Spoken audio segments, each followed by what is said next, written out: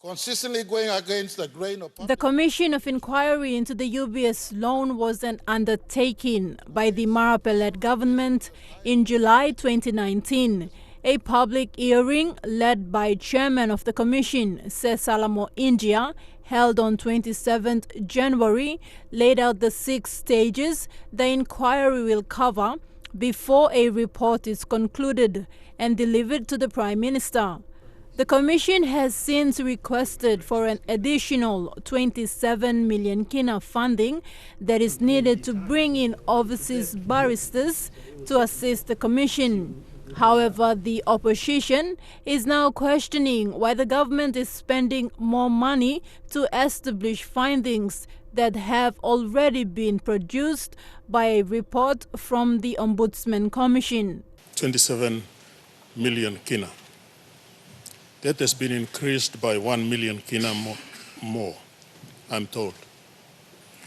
My questions are, firstly, can the Prime Minister explain why an expensive commission of inquiry is necessary when we already have a report on the UBS loan by the Ombudsman Commission?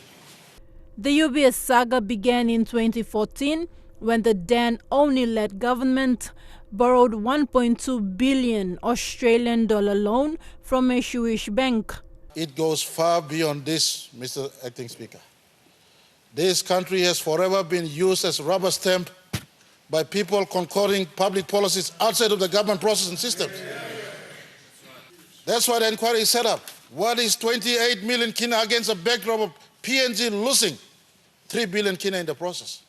That money was lost, and I apologize to the nation. At the time, I was quite an advocate for the procurement. The loan was to purchase 1.4 million worth of shares from Oil Search Limited. The inquiry, when initiated, was supposed to include all parties involved in the borrowing of the UBS loan. The story concocted was so glamorous. Price of oil said we'll appreciate. We must participate in this PNG premier blue chip company that will add value to already 19 point, how much percent share we already have in PNG LNG because such and such.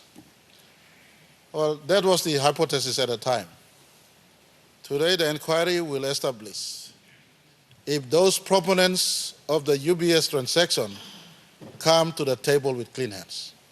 As explained by Prime Minister Marape, it would include Oil Search Limited, government secretaries and departmental heads, including former Prime Minister Peter O'Neill and James Marape, who was then Finance Minister. We want to recruit the best forensic auditors, the best investigators in Australia, investigators in Singapore, investigators elsewhere, to establish whether that transaction was above board and there is no Papua New Guinean beneficiaries, individual or corporate.